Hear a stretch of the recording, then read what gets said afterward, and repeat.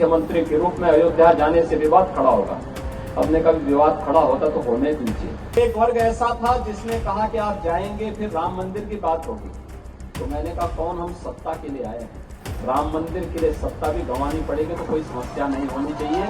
आज भी आप देखते होंगे हम लोगों ने 2017 में जब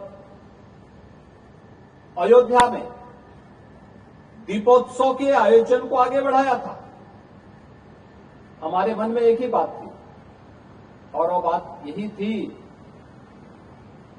कि कैसे भी हो अयोध्या को उसकी पहचान मिलनी चाहिए, कैसे भी हो अयोध्या को उसकी पहचान मिलनी चाहिए, अयोध्या को वो सम्मान मिलना चाहिए जिसका वो हकदार होना चाहिए। एक द्वंद्व था जब अयोध्या में पहली बार आने की बात हुई। यद्यपि मेरी 3 पीढ़ियां श्री राम जन्मभूमि आंदोलन के लिए समर्पित थी, मुझे कोई समस्या नहीं थी, लेकिन शासकीय व्यवस्था जिस नौकरशाही से जकड़ी होती है, उस नौकरशाही में एक बड़ा वर्ग ऐसा था जो कहता था कि मुख्यमंत्री के रूप में अयोध्या जाने से विवाद खड़ा होगा। अपने का भी विवाद खड़ा होता तो होने दीजिए, लेकिन अयोध्या के बारे में कुछ सोचने की आवश्यकता है। फिर एक वर्ग ऐसा था जिसने कहा कि आप जाएंगे फिर राम मंदिर की बात होगी। तो मैंने कहा कौन हम सत्ता के लिए आए हैं, राम मंदिर के लिए सत्ता भी गंवानी पड़ेगी तो कोई समस्या नहीं होनी चाहिए। और हम लोग उस समय फिर इस कार्यक्रम के साथ जुड़े। मैंने से 19 अवस्थी से कहा, मैंने कहा बस चुपचाप जाकर के देखो दीपोत्सव का कार्यक्रम कैसे हो सकता है। और वे यहां आए, उन्होंने यहां सर्वे किया, उन्होंने कहा दीपोत्सव का आयोजन होना चाहिए। मैंने कहा मैं जाऊंगा, दीपोत्सव करते करते बीच में फिर राम मंदिर की बात उठेगी तो इसको क्या करेंगे। उन्होंने कहा नहीं, कार्यक्रम हो इसके बारे में हम सबसे बात करते हैं और सबका सकारात्मक भाव हो।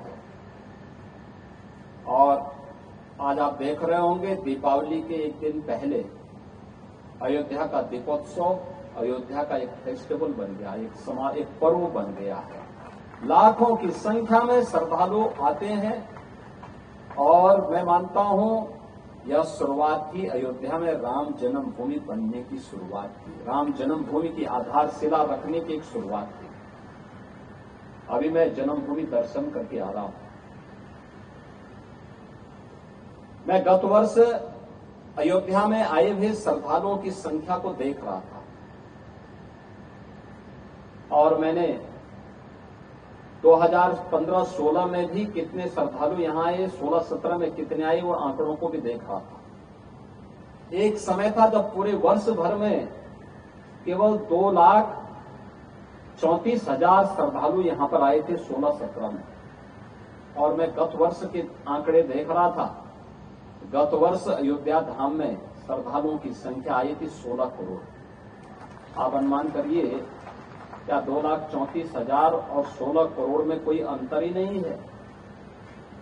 अभी आप देख रहे होंगे लाखों लोग अयोध्या में आज भी दर्शनार्थ आए थे।